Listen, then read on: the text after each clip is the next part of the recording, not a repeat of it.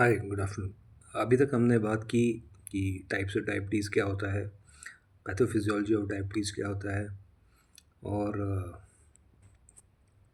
अब हम बात करते हैं इंसुलिन रेजिस्टेंस के बारे में। आज बात करेंगे इंसुलिन रेजिस्टेंस पे। तो इंसुलिन रेजिस्टेंस क्या है? हमने टाइप 2 डायबिटीज़ की पैथोफिजियोलॉजी में बात की थी कि insulin resistance is basically insulin resistance की वजह से टाइप 2 डायबिटीज़ होता है। तो इंसुलिन रेजिस्टेंस इज़ बेसिकली कि इंसुलिन जो पैनक्रियाज़ इंसुलिन बनाते हैं, वो बॉडी पे काम ठीक से नहीं कर पा रही है। बॉडी में ब्लड शुगर लेवल्स को कम नहीं कर पा रही है। उसका कारण क्या होता है? तो जब हम खाना खाते हैं, तो वो खाना अब्ज़ॉर्ब होता है, फिर ब्लड शुगर लेवल्स बढ़ते हैं। ब्लड शुगर लेवल्स जब बढ़ते हैं, तो हमारे पैनक्रियाज़ ज़्यादा इंसुलिन बनाते हैं और इंसुलिन जो है पैन ये ब्लड शुगर को लिवर में, मसल्स में, फैट में ये कन्वर्ट करने में हेल्प करता है। लेकिन अगर कुछ कारणों की वजह से जो रिस्क फैक्टर्स होते हैं, जैसे कि अगर कोई ओवरवेट होता है, कोई अगर कोई ऐसी मेडिसिन्स ले रहा है जिसकी वजह से ब्लड शुगर लेवल्स बढ़ रहे हैं, लैक ऑफ एक्सरसाइज है, तो इंसुलिन ठीक से काम नहीं कर पाती है।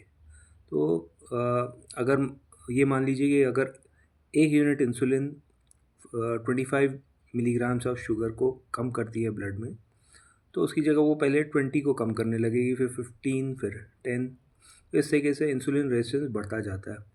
उसे कंपनसेट करने के लिए बॉडी पहले तो ज़्यादा इंसुलिन बनाती है, लेकिन एक टाइम आता है जब ज़्यादा इंसुलिन बनाने के बावजूद भी ब्लड शुगर लेवल्स बढ़े रहते हैं और इस ये इंसुलिन रेजिस्टेंस की वजह से टाइप 2 डायबिटीज़ मेलाइटिस हो जाता है। ठीक है। तो कौन से फैक्टर्स हैं जो इंसुलिन रेजिस्टेंस करते हैं? ओबेसिटी, एक्सरसाइज या ओवर ईटिंग, स्ट्रेस, कोई मेडिसिन्स हैं, मेडिसिन जैसे स्टेरॉइड्स हैं, वो ब्लड शुगर लेवल्स बढ़ा के रखते हैं। स्ट्रेस कैसे करता है कि एड्रेनलिन, कोर्टिसोल हार्मोन स्ट्रेस के दौरान सिक्रीट होता है, तो वो ब्लड शुगर लेवल को बढ़ा के रखता है। तो ये एक तरफ इंसुलिन है जो शुगर को कम कर रहा है, दूसरी तरफ ये काउंटर रेगुलेटरी हार्मोन्स हैं, ग्लूकागॉन, कोर्टिसोल, एड्रेनलिन, जो शुगर को बढ़ा के रखते हैं, जिसकी वजह से अगर जिनका ब्लड लेवल बढ़ा रहे तो इंसुलिन रेजिस्टेंस होने लगता है। तो इसकी वजह से होने वाली कॉमन प्रॉब्लम्स क्या हैं? इसकी वजह से होने वाली कॉमन प्रॉब्लम्स हैं, सबसे पहले तो टाइप 2 डायबिटीज़ मेलाइटिस हो गया, फिर फैटी लिवर होने लगता है। फैटी लिवर की वजह से शुगर तो बढ़ा ही है, ब्लड प्रेशर भी बढ़ा है, वेट बढ़ा हुआ है, ओबेसिटी है। इस कंडीशन को ये जो तीन है कि ओबेसिटी होना, हाइपरटेंशन होना और शुगर लेवल्स बड़े होना, इसको हम मेटाबॉलिक सिंड्रोम कहते हैं और ये काफ़ी कॉमन है। ठीक है। फिर फैटी लिवर की वजह से के साथ में क्या क्या चीज़ें होती हैं कि कोलेस्ट्रॉल लेवल्स बढ़े हुए होते हैं, टीएसएच लेवल्स बढ़े हुए हो सकते हैं और यूरिक एसिड लेवल्स बढ़े हुए हो सकते हैं, vitamin D level, vitamin B 12 level कम हो सकते हैं। और इसके बाकी सिस्टम्स पे क्या असर पड़ते हैं कि जब फैटी लिवर होता है, तो देखिए लिवर से बाकी स्टेरॉयड हार्मोन्स जो होते हैं हमारी बॉडी के, जैसे कि कॉर्टिसोल हो गया, मिनरलोकॉर्टिकॉइड्स हो गए, एस्ट्रोजन हो गया, प्रोजेस्टेरॉन हो गया, टेस्टोस्टेरॉन हो गया, ये हार्मोन्स भी लिवर से क्लियर होते हैं। और जब ये नहीं क्लियर हो पाते तो कॉमन गायनेकोलॉजिकल प्रॉब्लम्स होती हैं, साथ में जो इसमें सबसे कॉमन है पीसीओडी, पॉलीसिस्टिक ओवेरियन डिजीज़। ठीक है।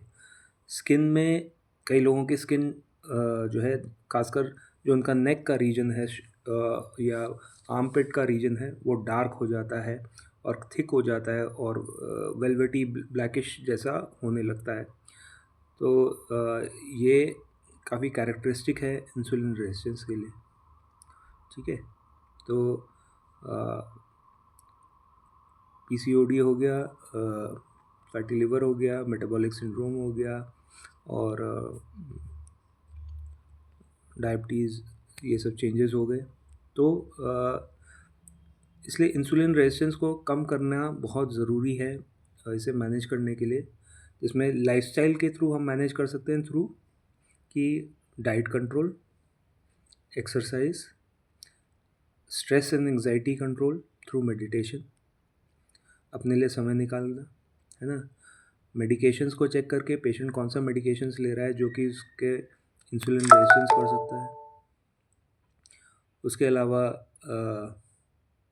हम अगर मेडिकेशंस को थ्रू इंसुलिन रेजिस्टेंस कम करना चाहते हैं तो उसमें सबसे कॉमन है एक मेटफॉर्मिन और एक पायोग्लिटाजोल। ये दो मेडिकेशंस हैं। इसके साथ में एक मेडिकेशन होती है SGLT2 इनहिबिटर्स, जिसमें कि डेपैग्लिफ्लोजिन, एम्पैग्लिफ्लोजिन, कैनाग्लिफ्लोजिन आती हैं। तो ये 3 मेन दवाइयाँ हैं, मेटफॉर्मिन, पायोग्लिटाजोल एंड एम्पैग्लिफ्लोजिन, डेपैग्लिफ्लोजिन, जो कि ब्लड इंसुलिन रेजिस्टेंस में को कम करने में हेल्प करती है। इस तरीके से ये वेट लॉस में हेल्प करती हैं और साथ में फैटी लिवर में हेल्प करती हैं, कोलेस्ट्रॉल लेवल्स को कम करने में हेल्प करती है, मेटाबॉलिक सिंड्रोम, PCOD में हेल्प करती है।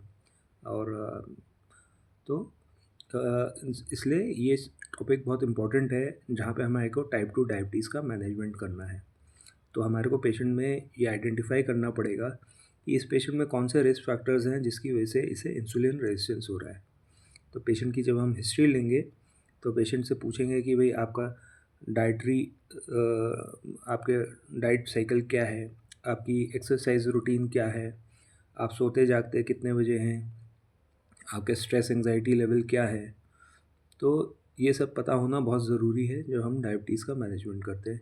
कभी कभार मैंने देखा है कि पेशेंट को बहुत स्ट्रेस एंजाइटी रहती है, अगर उन्हें एंजाइटी की मेडिसिन दे दी जाए, थोड़ा स्लीप की मेडिसिन दे दी जाए, तो उसी से उनका ब्लड शुगर लेवल कंट्रोल काफ़ी इम्प्रूव हो जाता है।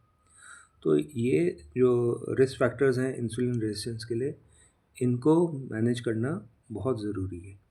ठीक है, तो आपके कोई क्वेश्चंस हो इस पे तो वील डिस्कस दिस। मैं आपको इसका एक शॉर्ट नोट भेज रहा हूँ और साथ में कुछ मल्टीपल चॉइस क्वेश्चन भेज रहा हूँ जो आप देखो, and if you have any questions please do ask me. Thank you.